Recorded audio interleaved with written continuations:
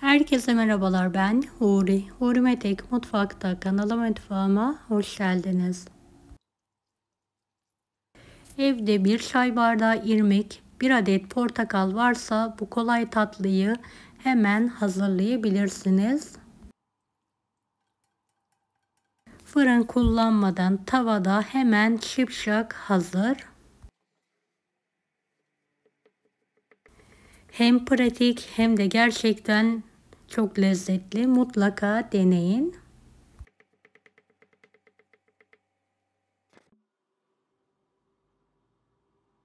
Tarifimi ilk olarak şerbetimi hazırlayarak hemen başlıyorum.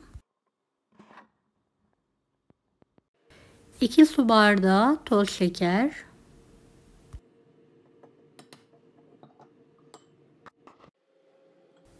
2,5 su bardağı içme suyu,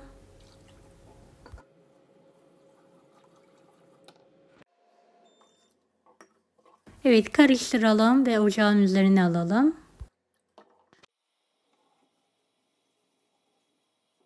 Şeker eriyene kadar karıştıralım.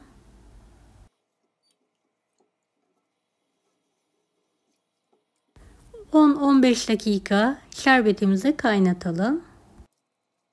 Kaynayan şerbete yarım portakal suyunu sıkarak ekliyorum.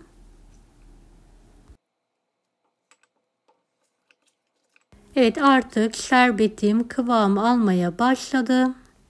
Üzerindeki oluşan köpüğü toplayarak atıyorum ve soğumaya bırakıyorum. Evet, revani tatlımız için 2 adet tam yumurta kullanıyorum.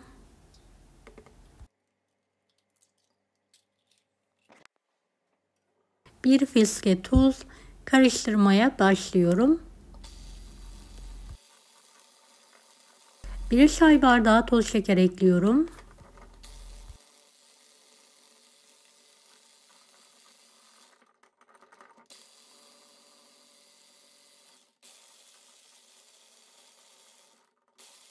Bir çay bardağı sıvı yağ.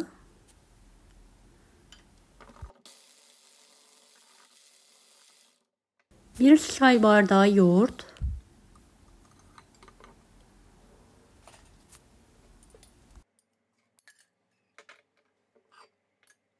1 portakalın kabuğu.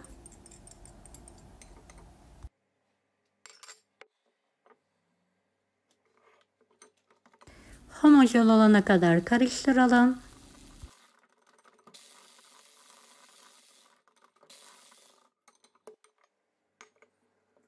Yarım portakalın suyunu da sıkarak ekleyelim.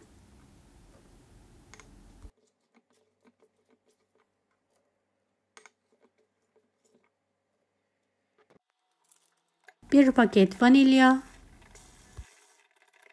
1 çay bardağı irmik, 1 su bardağı un, 1 paket kabartma tozu, karıştıralım.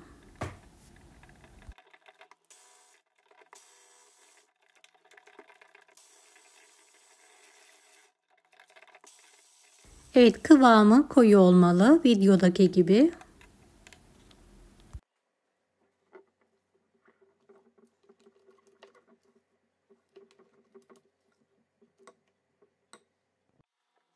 Tavamızı yağlayalım. Revani hamurunu tavaya dökerek yayalım.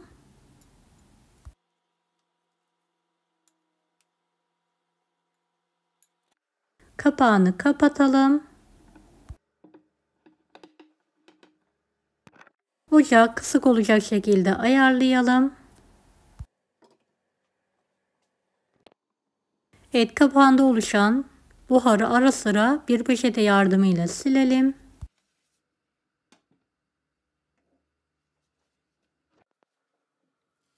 Evet, videodaki görüldüğü gibi revani tatlısının kenarları kızardı. Bir spatula yardımıyla kenarlarını kaldırıyorum.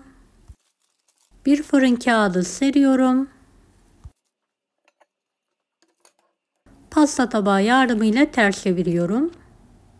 Tabanını temizledikten sonra tekrardan aynı tavaya alarak kapağını kapatarak pişirmeyi bırakıyorum.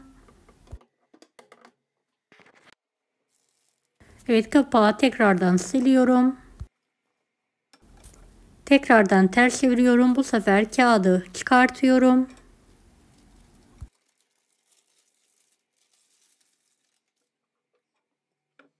Tekrardan aynı tavaya alarak kenar kısımlarını da ocak üzerinde döndüre döndüre kızartıyorum. Bu aşamadan sonra kapak kullanmayalım. Beni hangi ülkeden veya şehirden izliyorsunuz merak ediyorum. Yoruma yazarsanız sevinirim. Evet, kürdan testi yapıyorum. Kürdanım tertemiz.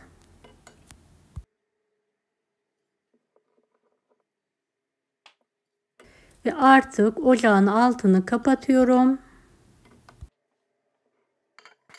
Şerbetim de buz gibi soğudu. Sıcak tatlıya soğuk şerbetimi hemen gezdiriyorum.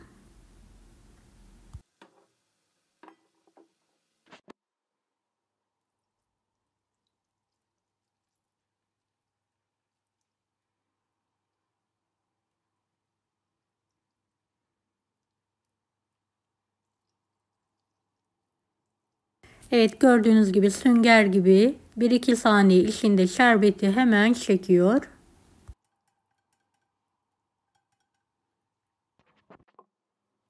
Kendi halinde soğumaya bırakalım. Soğuduktan sonra orta kısmına kavrulmuş fındık serpiyorum.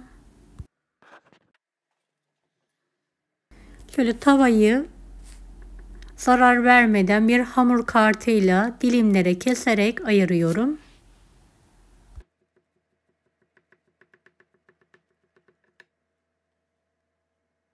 Dilediğiniz şekilde kesebilirsiniz. Kare baklava olarak da kesebilirsiniz.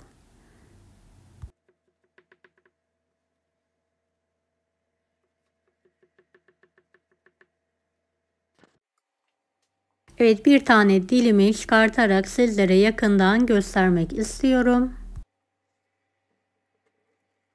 Çok yumuşak oldu gördüğünüz gibi. 2 yumurtayla tavada pofur pofur kabaran portakallı irmik tatlımız yemeğe hazır. Deneyecek olan herkese şimdiden kolaylıklar dilerim. Kanalıma ücretsiz abone olmayı unutmayın. Bir dahaki videolarda görüşmek üzere. Allah'a emanet olun. Hoşça kalın. Daha farklı tarifler için bunları da izlemeyi unutmayınız.